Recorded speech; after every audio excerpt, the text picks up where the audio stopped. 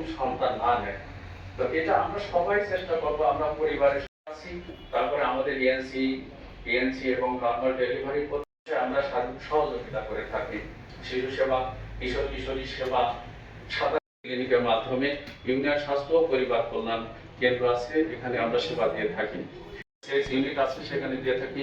আমাদের ম্যাটারনিটি আছে, মা ও শিশু কল্যাণ কেন্দ্র। তো এই সেবা যাতে চলমান থাকে সার্বিকভাবে সবসময়, এই সেবাগুলো আমাদের প্রয়োজন, এতে সহযোগী হতে পারি। এই জন্য আজকে আমন্ত্রণে আপনারা এসেছেন। সকলকে আমি আবারও বক্তব্য দিয়ে আমাদেরকে সমৃদ্ধ করবার জন্য। এ পর্যায়ে আমাদের মধ্যে পরিবার পরিকল্পনা বিভাগ জনাব doctor Mohammad Rafiqul Alam, district consultant APCS QIT. আসসালামু আলাইকুম।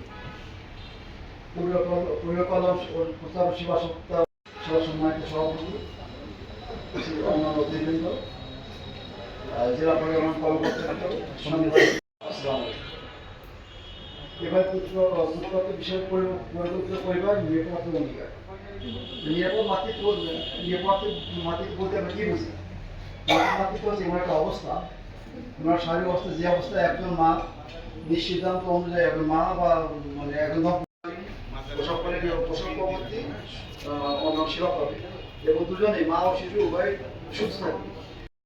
গর্ভধারণ করার পর সে গর্ভকালীন সেবা পাবে, সরকারি সেবা পাবে, প্রসব সেবা পাবে এবং মাতৃমৃত্যু হবে না, শিশু তৃতীয়টা হবে 8 মাসের মধ্যে আর চতুর্থ হবে 9 মাসের মধ্যে। সময় এটা দেওয়াই লাগবে, আর বেশি কোনো দাম নেই, যতবার সমস্যা হবে ততবার।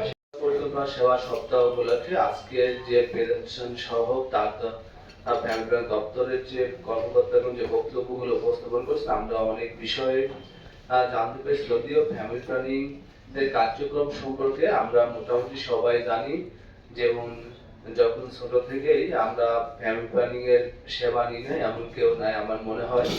যেমন সবাই আমরা জানি যে এই FWA তাকে যেমন এমন কেউ চেনে না, এমন মনে হয় না চেনে না। তিনি যেভাবে সেবা দিয়ে থাকেন, টিকা দিয়ে থেকে শুরু করে সব বিষয়ে সেবা দিয়ে থাকেন। একই সাথে স্বাস্থ্য বিভাগের যেমন স্বাস্থ্য সহকারী আছেন, তাকেও কিন্তু এলাকার সবাই চিনে। FWA এবং হলো যে স্বাস্থ্য সহকারী, এই দুজনকে সবাই চিনে। টিকা দেওয়া থেকে শুরু করে সব বিষয়, আমরা যে কোনো বিষয়ে তাদের কাছেই ছোটবেলা থেকে, আমরা পাশে কোনো হাসপাতাল ছিল, আমরা প্রত্যন্ত এলাকার মানুষ, এই এদের কাছ থেকে সেবা নিয়ে আমরা পড়াশোনা বড় হয়েছি।